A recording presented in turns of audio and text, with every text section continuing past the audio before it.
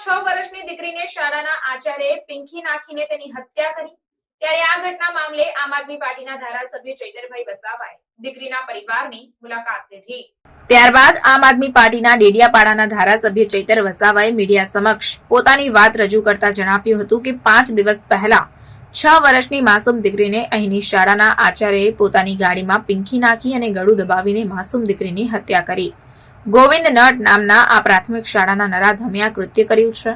ત્યારે સમગ્ર શિક્ષણ જગતનું માથું શરમથી ઝૂકી ગયું છે।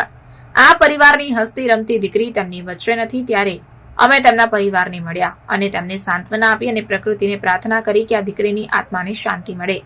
દાહોદની તોરણીની ઘટના હોય કે રાજકોટની ઘટના હોય કે બોટાદની ઘટના, પાટણની ઘટના હોય, આટલી બધી ગંભીર ઘટનાઓ ઘટ્યા બાદ પણ સરકાર આવી ઘટનાઓ વિરુદ્ધ ગંભીર નથી।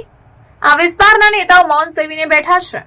બીજા રાજ્યમાં કોઈ ઘટના ઘટે છે તો મીણબત્તી લઈને નીકળો છો અને ટ્વીટ કરો છો, પરંતુ પોતાના વિસ્તારમાં નાનકડી ફૂલ સમાન દીકરી સાથે આવી ઘટના ઘટી તેમ છતાં પણ તમે પરિવાર સાથે આવીને ઊભા નથી। સમગ્ર ગુજરાતમાં એવો દાખલો બેસાડવો જોઈએ કે બીજો કોઈ નરાધમ આવી હિંમત પણ ન કરી શકે તેવી માંગણી કરવામાં આવી છે। પોલીસ દ્વારા 2 દિવસમાં આ નરાધમને પકડવામાં આવ્યો, પરંતુ અમે માંગણી કરીએ છીએ કે ફાસ્ટ ટ્રેક કોર્ટમાં આ કેસ ચલાવવામાં આવે અને વહેલામાં વહેલી તકે આ આરોપીને ફાંસીની સજા આપવામાં આવે। આવનારા સમયમાં દેશમાં અને ગુજરાતમાં ફરીથી આવી કોઈ પણ ઘટના ન ઘટે તેવો દાખલો બેસાડવામાં આવે તેવી માંગણી કરવામાં આવી। આવનારા દિવસોમાં મુખ્યમંત્રી સાથે પણ મુલાકાત લઈશું તેમ વધુમાં ઉમેર્યું હતું। અહીંયા અમને વધુ એક વાત જાણવા મળી કે ભાજપની આરએસએસ અને વિશ્વ હિન્દુ પરિષદની શાખામાં આ આચાર્ય નરાધમ જિલ્લાના પ્રમુખ હતા। ત્યારે સવાલ પૂછવામાં આવ્યું કે ત્યાં લોકોને આવા સંસ્કાર આપવામાં આવે છે। સ્પષ્ટ માંગણી કરાઈ છે કે હવે માસૂમ દીકરીને ન્યાય મળવો જોઈએ અને પરિવારને પણ ન્યાય મળવો જોઈએ। તાત્કાલિક આ દીકરીને ન્યાય નહીં મળે તો આવનારા સમયમાં ખૂબ જ મોટા આંદોલન કરવામાં આવશે તેમ જણાવાયું। સિંગવડ તાલુકાના તોરણી ગામ ખાતે આવ્યા છે।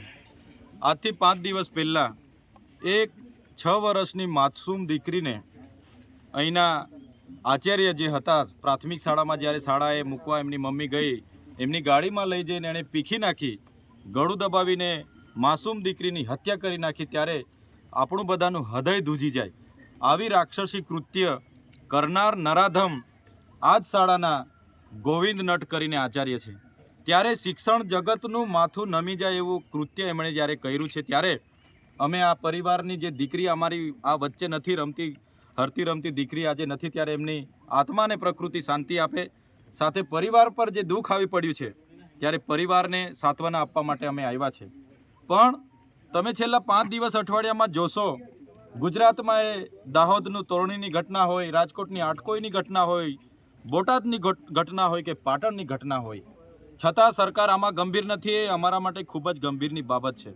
આ વિસ્તારના નેતાઓ મૌન સેવીને બેઠા છે। કેમ ભાઈ, બીજા રાજ્યમાં કંઈ થાય છે તો અમે મીણબત્તી લઈને સાંત્વના પાઠવો છો, ટ્વીટ કરો છો?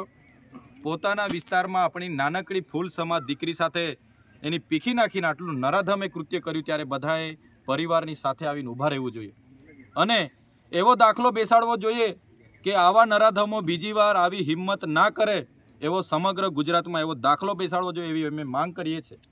પોલીસ અધિકારીઓએ ખૂબ સરસ કામગીરી કરીને માત્ર 2 દિવસની અંદર આ ઝડપી પાડ્યું, એમને અમે બિરદાવીએ છીએ। પણ અમે માગણી કરીએ છીએ કે ફાસ્ટ ટ્રેક કોર્ટમાં એનો કેસ ચાલે, એવી ફાંસીની સજા આપવામાં આવે, જે આખા રાજ્યમાં કે દેશમાં લોકો બીજી આવો કોઈ કીડો લઈને ફરતા હોય એવા હિંમત ના કરે, એવો દાખલો ગુજરાતમાં બેસે, એવી અમે માગણી કરીએ છીએ। આવનાર દિવસોમાં સીએમ મુખ્યમંત્રીને પણ અમે મળીશું।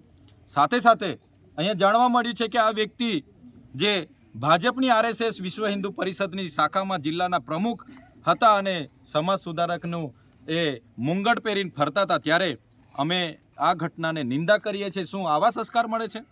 અમારી 6 વર્ષની બાળકીને પીખી નાખવાના સંસ્કાર મળે છે? ત્યારે જે પણ હોય, અમારે કોઈ લેવા દેવા નથી। અમારા પરિવારને ન્યાય મળવો જોઈએ।